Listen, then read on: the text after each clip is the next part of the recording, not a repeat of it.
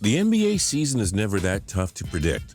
You know which teams are going to be elite, which ones will be very good, and which ones will be mediocre or terrible.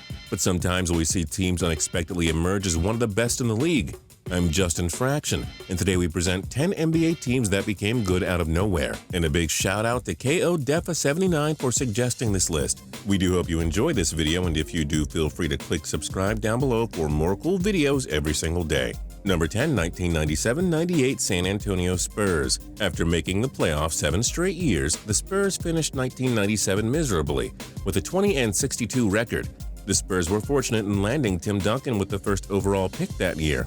As it turns out, Duncan was more than ready to turn San Antonio around immediately.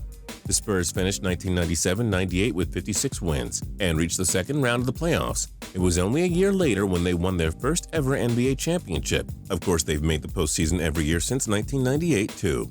Number 9, 1996-97 Miami Heat. The Heat barely qualified for the playoffs in 1996, finishing with 42 wins before Michael Jordan's Chicago Bulls swept them in the first round of the playoffs. Tim Hardaway enjoyed an MVP-like season by averaging 20.3 points per game. Defensive standout Alonzo Mourning turned the Heat around, and they finished the season with 61 wins. Of course, the Chicago Bulls beat them in the Eastern Conference Finals, but Miami exceeded expectations before the playoffs began. Number 8, 2005-06 Cleveland Cavaliers. Though LeBron James won the Rookie of the Year award in 2004, his Cavaliers appeared to be far from ready to contend. The Cavaliers won just 35 games in LeBron's rookie season and 42 in his sophomore year, but head coach Mike Brown turned out to be a huge difference maker. Cleveland became one of the top teams in the Eastern Conference after winning 50 games. They reached the Eastern Conference semifinals, but narrowly fell to the top-seeded Detroit Pistons in 7 games. This was the beginning of LeBron's dominance in Cleveland. Number 7, 2001-02 Detroit Pistons. The Pistons finished with just 32 wins in 2001, and expectations weren't all that high in the Motor City entering 2002. But Ben Wallace turned the Pistons around for the better. He won the Defensive Player of the Year award after averaging 13 rebounds and 3.5 blocks per game. The Pistons finished with 50 wins, all thanks to the incredible performance of Ben Wallace. They would win the NBA championship 2 years later, defeating the LA Lakers in 5 games.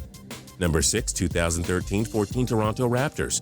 Though the Toronto Raptors had a flashy point guard in Kyle Lowry and a world-class scorer in DeMar DeRozan, nobody expected this team to go anywhere in 2014.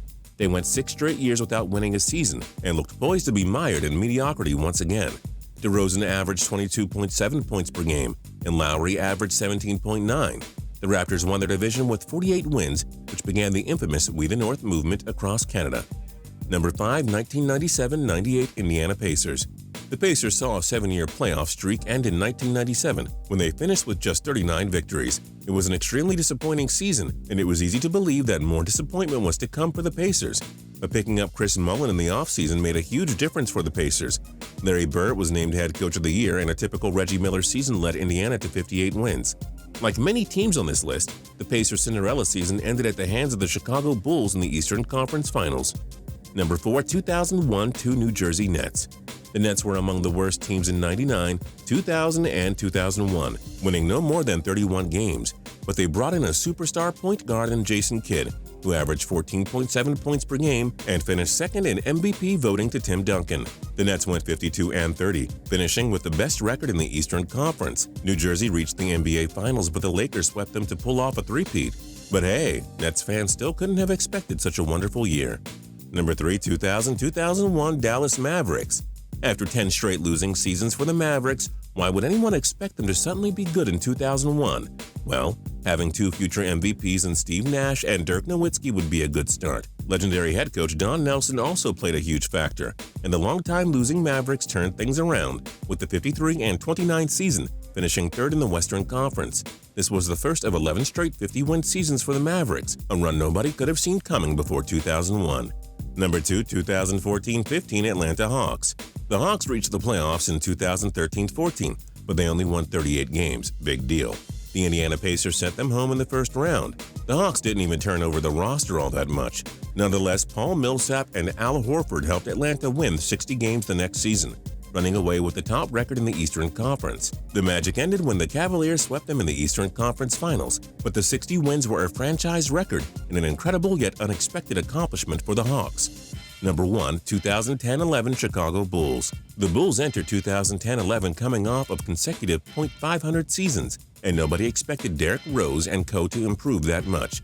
But head coach Tim Thibodeau made a huge difference, and Derrick Rose won league MVP after scoring 25 points per game. The Bulls finished with the league-best 62 wins. The magical season ended when the Miami Heat finished the Bulls in 5 games during the Eastern Conference Finals.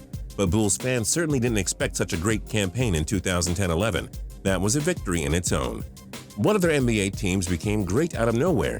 Join us in the comment section below. If you liked this video and learned a thing or two, clicking the like button helps us out a ton and we appreciate it. If this is your first time coming over to Total Pro Sports though, subscribing is a great idea because we put out videos like this every single day.